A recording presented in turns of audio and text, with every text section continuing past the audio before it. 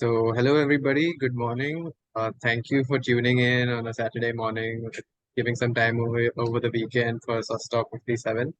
So, I'll begin by introducing our moderator for the day, Arundhati. Arundhati is a sustainability architect, urban designer, and lead AP. Her extensive experience led her to identifying gaps in sustainable building space and led to the founding of EcoCollab along with Anamika, where they are experts in green buildings, navigation, design, and build platforms for sustainable buildings for both B2B and B2C entities. And prior to her entrepreneurial journey, she was program manager for Ashoka's Housing for All. And before relocating to India, she worked extensively with schools and community colleges for over 5 lakh square feet in California, ranging from 30 to 50,000 million USD. So over to you, Arun. Thank you. Hello, everyone. Welcome to SusTalk 57. Am I audible? Yes, you are. Okay. So research indicates under conventional construction, new buildings will be responsible for 40% carbon dioxide emissions. Unlike operational carbon footprint, which can be reduced over time, embodied carbon of a building cannot be changed. If we do not focus on our building designs and what we are building with, we are missing half of the equation. Embodied carbon is a carbon dioxide emissions associated with manufacturing, transportation, installation of building materials. Just looking at the scale of the buildings and the support infrastructure that we will be adding in the next few decades in India, both embodied and operational carbon will have to be at the forefront of our discussion. Let's look at how buildings can become a part of the solution. Today, it gives me immense pleasure to introduce Mr. Rohan Parikh. He is a seasoned and well-known sustainability-focused professional and has engaged with the industry as a sustainability strategy consultant. He has had the sustainability roles for multiple organizations. Most noteworthy would be Infosys and Walmart India, where he led the drive to maximize the energy efficiency of these organizations' build spaces. He has a background in civil engineering from the prestigious University of Illinois Urbana-Champaign. His approach to sustainability has also been very focused on the built environment, and rightly so, as it is one of the biggest contributors of GHG emissions. We are excited to welcome him to address our community about the pressing matter and the opportunities that are there within the built environment. So, Rohan, would you like to address our audience before I jump into the questions? Yeah, so thank you, Arundhati, for the introduction. Thanks, Stain Mafia, for inviting me today. I'm really excited, to share some of my life experiences, some of the opportunities, some of the gaps. Of my 30 years of career in civil engineering, I've spent 30 years in built environment. Of this, the last 15 years have been, or 16 years have been totally focused on, innovations in the built environment. And, I've been very fortunate to work with very aspiring leaders who wanted to aim very high. In fact, the way I joined Infosys was very interesting. I joined Infosys on a bet. I had sent out an email to the founders of Infosys saying that the kind of buildings we're designing are unsustainable. This is 2007. Okay, so the word sustainable was not being used at that time, and I didn't expect any response from them. But I got a response in 10 minutes from Nandan Nilekani saying that, okay, tell us. We think what you're saying is very true. Tell us what you think we should do. And so I got a chance to meet all the founders and present what Infosys should do. And by the way, I did not know anything about sustainability. I had just written because you're building crazy glass buildings. And that's all I knew, that, glass buildings are not great. So, but because I was getting a chance to meet with them and present, I did a lot of Google for 3 weeks and went and made an amazing presentation. My first slide said, Infosys should become carbon neutral, water positive, and no waste going to landfill. Now, all of these things are common goals in today's world in 2023, but nobody had heard about this in 2007. So I didn't expect, at the end of the 1 hour, I got a standing ovation from all the founders, and they in fact stood up and told me that, listen, we haven't heard of something like this before, and we would love to implement all your suggestions. And if you have the guts, okay, come join us, head this role, and everything that you presented will become your KRA. So that's how I joined Infosys. And my journey has been like super exciting since the last 16 years. And I hope that all of you who are planning to get into a startup in the built environment also find the next few years of your life or the next few decades of your life very exciting. I think everything is coming together. The regulations and policies are all falling in place with the Paris Agreement, and now the catastrophic events that are happening. People have started recognizing, countries have started recognizing. People like Ganesh, who are there at COP, are going and pitching very hard for countries to take on tough goals, and because of which massive changes happening, right? So very exciting times ahead, and I'd love to maybe get into this dialogue with Arundhati and maybe share a lot more based on what kind of questions she's asked. Thank you. Thank you. Thanks. So one thing is for sure, that we will continue to build to meet the needs of the people, communities, and nations. What are the key challenges faced in the decarbonization of the real estate and construction sector? What are the factors that don't seem to be working for the built environment? Yeah, so see, the built environment, is both commercial, residential, all of that, right? And it's very disorganized. Sorry? Okay, Sorry? so it's no, somebody mentioned. So it's a very disorganized, very large sector, lots of participants all across, right? And so to bring in structure there and to bring in common thinking is one of the challenges. But the biggest challenge, and I'm saying the biggest challenge till the beginning of this year, okay? This year has changed everything, but till the beginning of this year, the biggest challenge was no customer was even asking for carbon or decarbonization. Now, if a customer doesn't ask, right, what is the incentive a developer has? Secondly, look at it. Most buildings are being, especially in urban areas like cities like Bangalore, Delhi, Bombay, Pune, whatever. Most of the buildings are being built by a developer and occupied by people like us or a corporate, right? The corporate, or we don't design our buildings, we don't build our own buildings. So somebody else is building and somebody else is occupying. So I am as an occupier paying for the electricity, water, resources, all of that. What is the incentive the developer has to learn about green buildings or make them more sustainable when he's not even paying for the end benefits, right? And the third thing is there's a perception that green buildings cost more, and just because of that perception, why will that perception is so true that most developers have, if I'm not paying for the electricity, if customers not even asking, why should I spend more money and more time in pursuing this? So this is what the problem is, but the problem is very grave.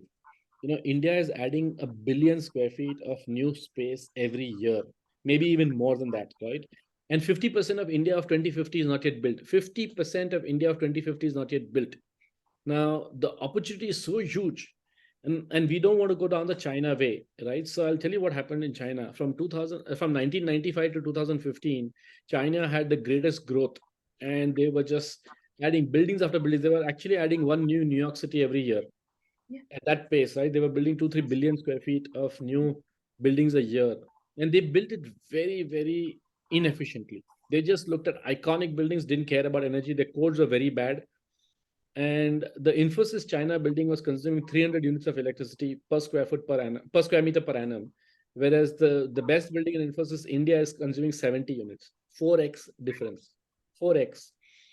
To feed those inefficient buildings, China had to build one new coal plant every week for 20 years just to power these inefficient buildings. Now, the same thing is going to happen to India if we don't change, right? If things don't change. And that is the biggest opportunity for us, all of us collectively, to see how we can leapfrog India from where the way China went to, what new ways to do things. How do we make our own country very efficient, right? So there's a lot at stake and there's a lot of opportunities.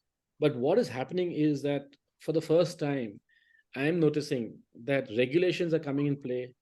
lot of corporates have now started taking, very large corporates have started taking carbon neutral goals. Many of them are taking very aggressive goals, 2030, 2040.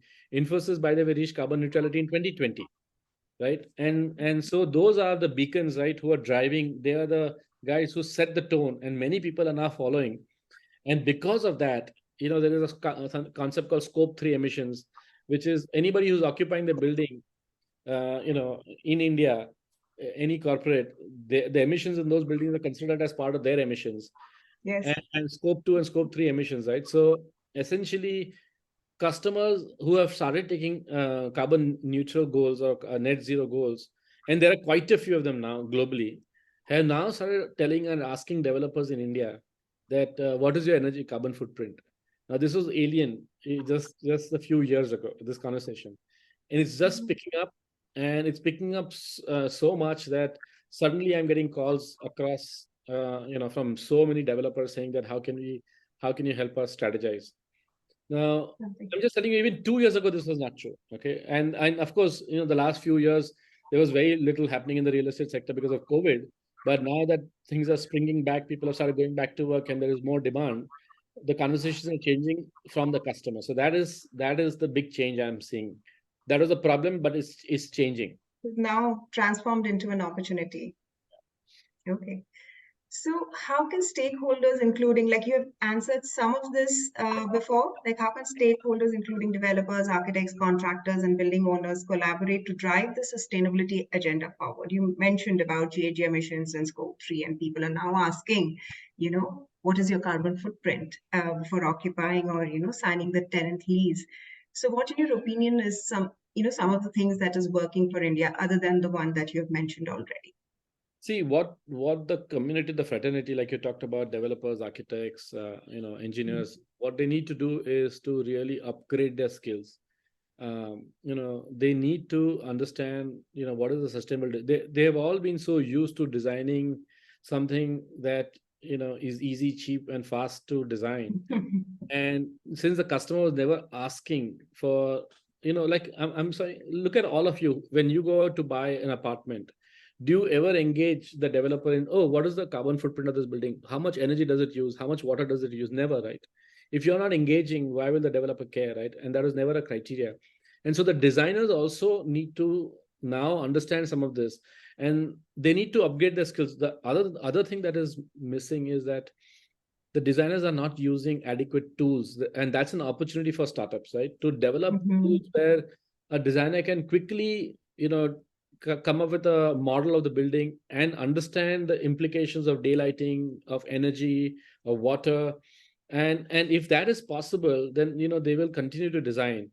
Or with a new with new technology now, with ML and AI, I think the tool that needs to be developed is where the architect develops a concept design, and then the tool starts developing and shaping the design so that the building is 100% daylit and consumes the least amount of energy.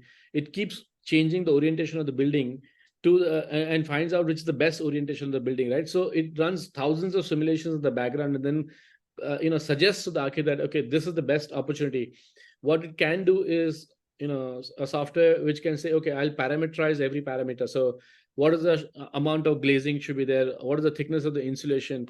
All of these different parameters, the software runs on its own in the background, and then suggests to the architect these are the best choices, right?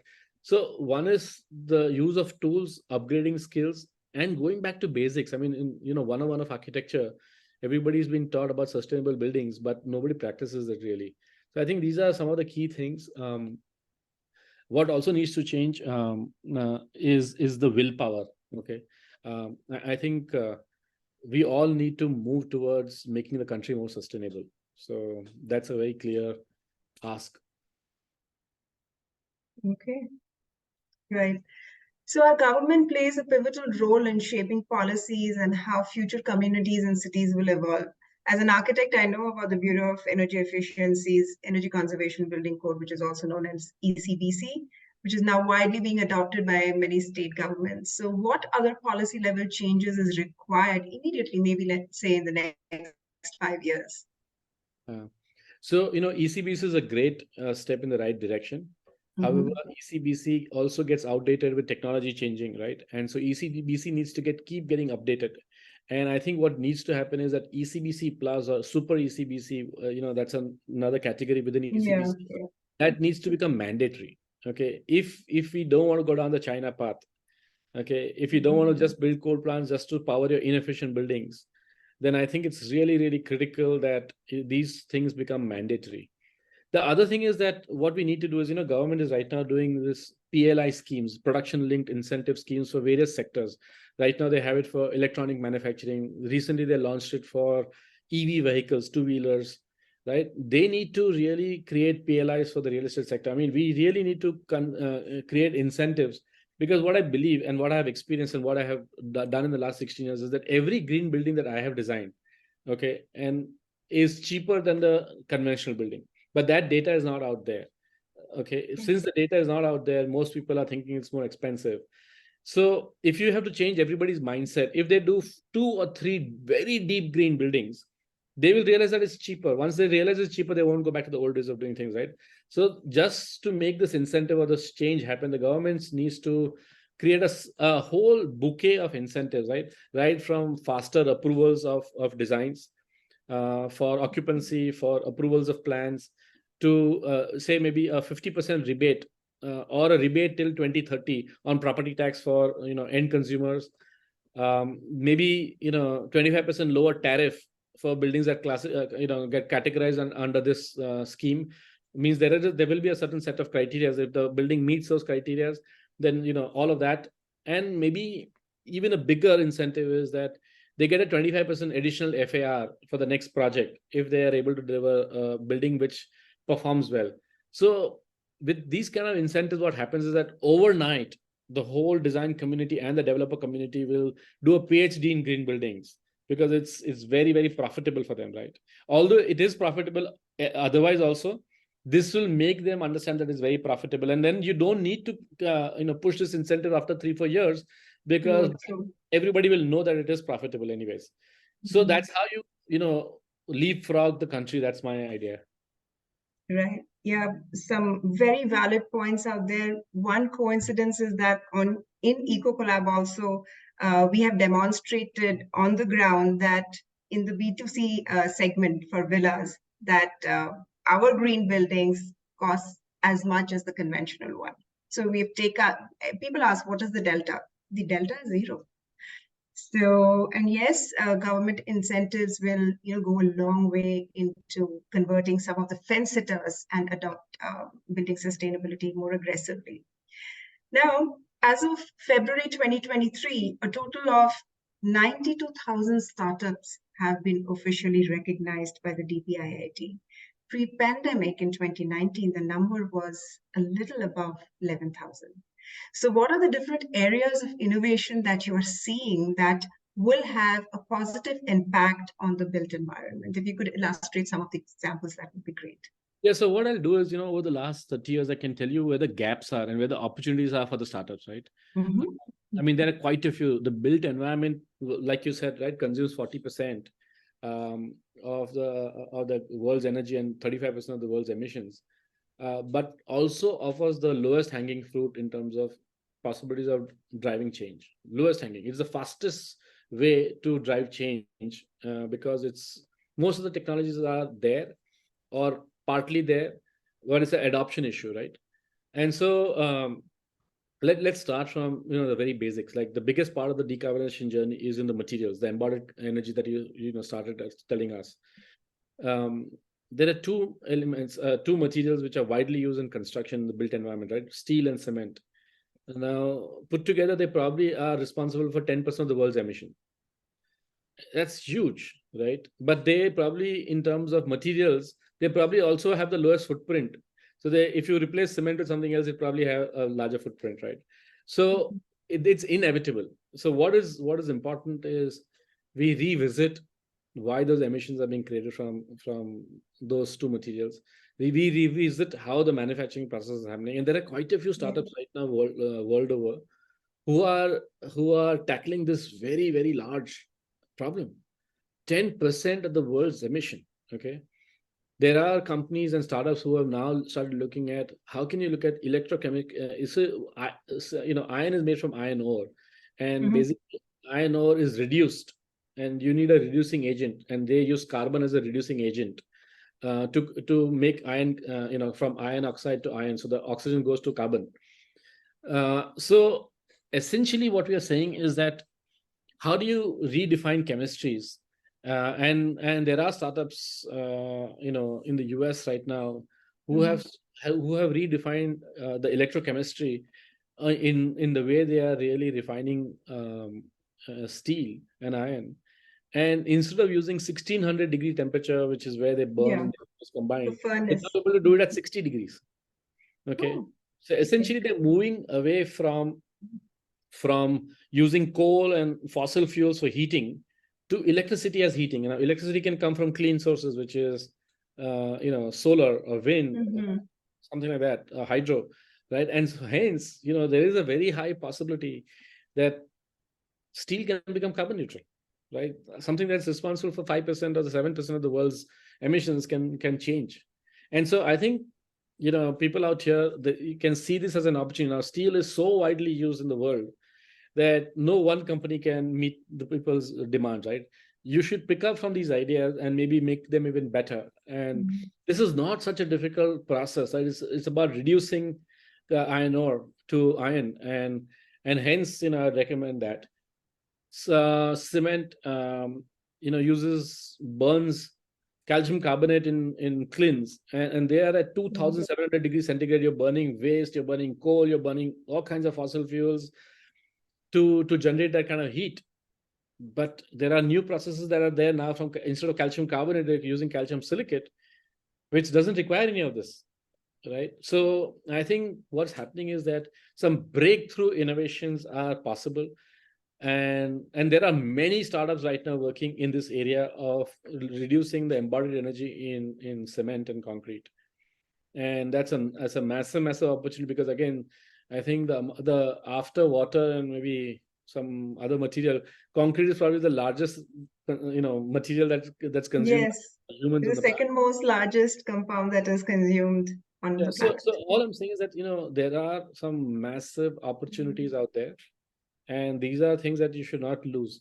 The other thing is, looking at alternate materials. Now you have bamboo, mycelium, algae, all of that are being used, or agriculture waste, for building blocks, materials, carbon fiber. So it's the material universe is now just expanding, and what can be used in buildings. And since buildings is such a large portion of where materials are consumed on the planet, I think looking at alternate materials with lower embodied energy, or from biological forms, like mycelium and algae, those are put amazing opportunities in front of all of us, or agriculture waste or forestry waste, whatever that.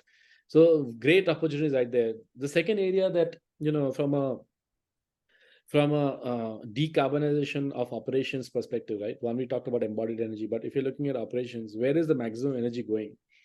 It goes in heating, cooling, and lighting, right? But before even heating, cooling, if you can reduce the amount of heat entering your buildings, like in India, or heat leaving your buildings in other parts of the world, means if you make your building envelope better, stronger, tighter, right? No leakages. Those opportunities are also amazing. So we don't typically use any insulation in India. But and the temperature is only going up, and the discomfort is only going up, and therefore more and more people are going to shift to air conditioning because fans are not sufficient anymore. So that's another very, very big opportunity, is to look at how the building insulation properties can be improved dramatically, right? And we are seeing, like when I challenged Infosys founders in 2007 about glass buildings, we see the glass buildings are continuing. Every single corporate building that you see has a full glass facade. And glass has a unique property. It lets heat come in but doesn't let it go out, right? And so how do you really, and glass brings in heat in multiple ways, right? So how do you really reduce that? And one of the innovation was about doing double glass, right? And most buildings, all residential buildings, are single glazed windows, so they bring in a lot of amount of heat, even from conduction, even if it's not direct radiation coming in, right? So I think the opportunity there that I see is is to improve the properties of glass. One is you can develop better coating materials which will reflect out. You've seen, films on your cars which reflect heat and light. We need to develop lower cost coating materials. We need to actually look at how we can introduce vacuum between the two glass panes. So, just like you have a thermos, which keeps your water hot and cold, that same technology, if it can be used for windows, you'll cut down the heat gain from buildings dramatically. I mean, it will reduce your heat inside the building by 50%, 50. If this kind of innovations can come in, then you don't even need. So first of all, your energy requirement comes down by 50% right there. So the focus there on building materials envelopes is a very, very big deal. The second area, is if you have to still cool, when most people, when you occupy office buildings, computers, people, there's a lot of heat generated besides the heat coming in from the envelope. And you have to, take the heat away to maintain the temperature in the room. So one way of taking heat away is by air conditioning. Now think about it, okay? It's so counterintuitive. From, people, cooling is for cooling people, right? It's for comfort. It's for people. You're not cooling a desk or a chair. You're cooling the person.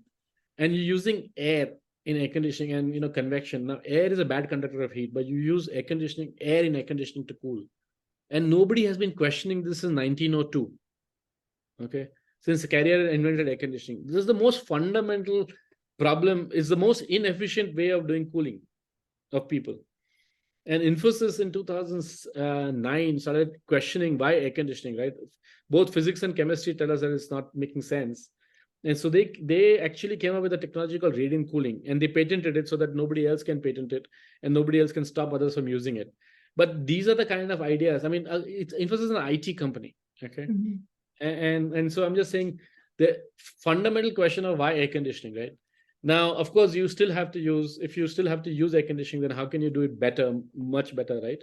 Now, everything in a building, whether it is flow of water in air conditioning systems to operating a chiller, these are all pumps and motors, and pumps and motors globally, account for 60% of all the energy. There's a massive opportunity again in looking at, how can you improve the efficiencies of both pumps and motors. Yeah. And so, air conditioning in general, cooling in general offers a massive, massive opportunity. First, the mode of cooling. How do you cool somebody? That question every assumption. Okay. And the opportunities are amazing because 60% of all the electricity in a building is in cooling. In other parts of the world, it's heating also comes into play. So heating plus cooling accounts for maybe 75% of all the energy. So that's a very big area. Heat pumps in particular have become an amazing opportunity globally to drive change. There are very few companies in heat pumps. There are humongous opportunities to improve the efficiency of a heat pump. So, and there are different types of heat pumps. So I think all of that is another big area, very big area of cooling. The third area, is, and a very fundamental area, is daylighting. Where most people don't. I mean, in your homes you may not be using light in the daytime, but in an office, if you see every room, everything has lights on. And why is that? Because somebody hasn't designed for proper daylit spaces. Now, it might be difficult in large spans to bring in daylight in the center of the building. So look at opportunities, look at ideas on how you can bring in daylight. There are fiber optics opportunities. There are, ways to track the sun, bring it in basements across the world, wherever the parking lots are there, using electricity all the time in buildings, right? Because lights are all the time, 24/7. How can you reduce that? How can you bring in daylight? That's a very easy, very big, very massive opportunity because of the scale. Every single building in the world will need daylighting.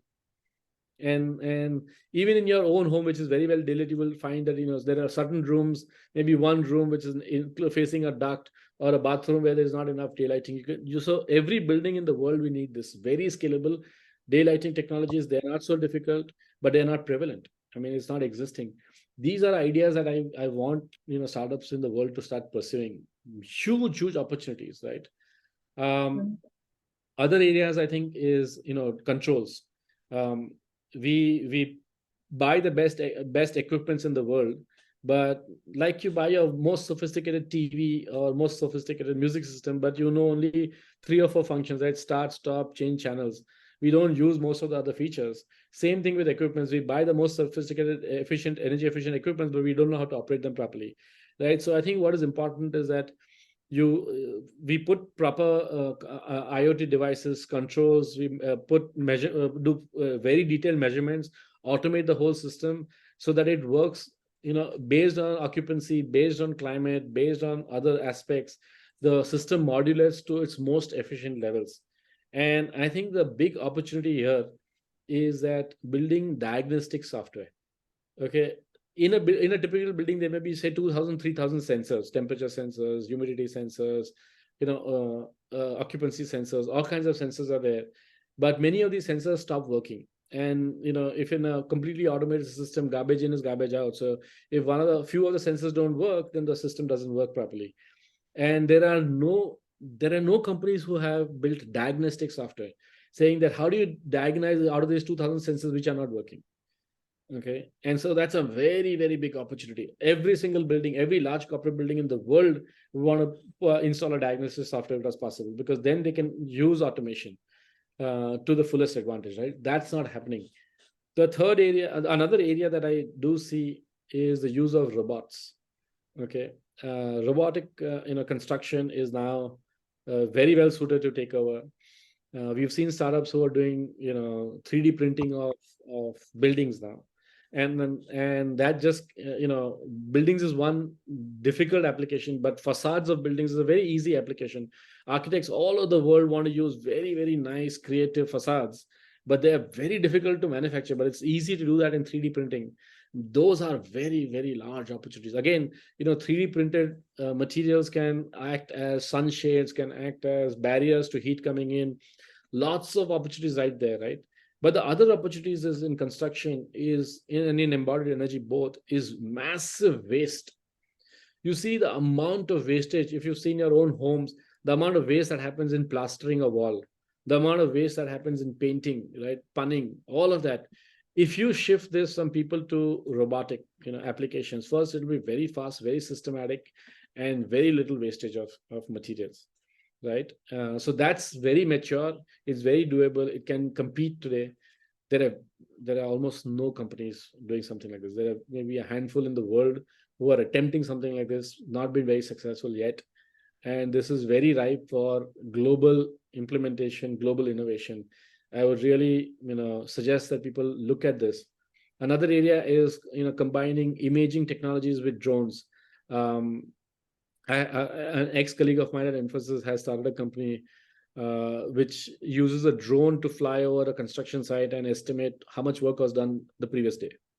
Right? Just imagine what kind of project management assistance it gives. Incredible. I mean, how much a difference it can make. Plus billing, right? Somebody, contractor comes and says, okay, this is the amount of work I've done, I need to get paid. The drone can actually measure how much concrete was poured.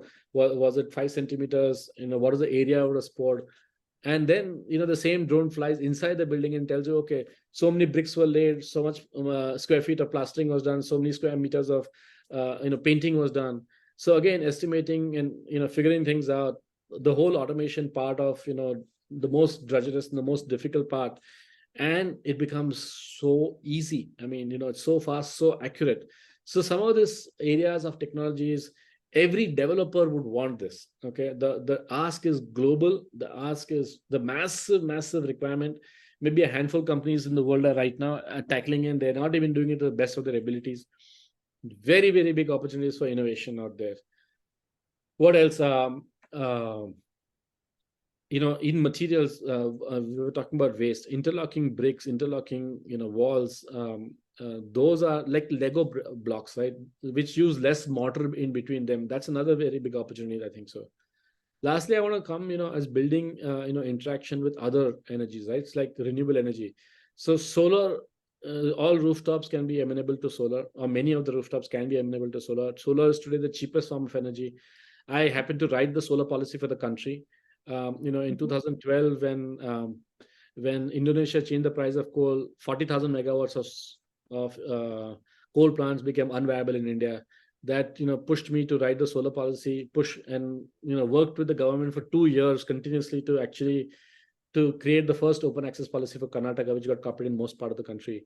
Solar is cheaper than grid-based electricity. I think it should become a part of every single building in the country. It's much cheaper than grid. It's like maybe 30-40% cheaper in some cities, in some like Bombay and Maharashtra. It's probably even 60% cheaper than the grid. It's a very, very big opportunity waiting to be exploited. So that's one, but solar as a service, I think, is what will really take off, so that people don't have to invest. You go and invest on their behalf, set it up, and solar as a service can be for electricity generation, but also can be for hot water, right? In every flat, we all have a geyser. Each one of us independently has a geyser, which is very, very inefficient. The conversion of electricity to heat is 1:1. 1 unit of electricity is 1 unit of heat. But if you have a common heat pump on the top of the terrace with a ring main, the heat pump's efficiency is 1 unit of electricity is 3 units of heat.